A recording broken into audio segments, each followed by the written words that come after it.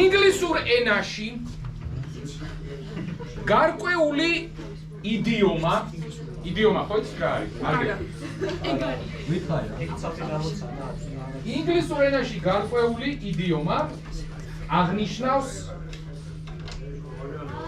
ბავშვების გამალებულ თამაშს. ადამიანების მიერ გიჟურ გართობას,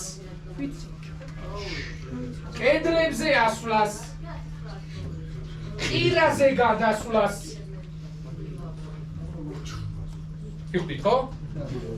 რაღაც იდიომაზეა საუბარი, რომელიც აი ამ ყველაფერს ნიშნავს ინგლისური ენოვანი. თუმცა 2014 წლის ყველა თქვენგანისთვის ცნობილი ჰიტის მისამღერში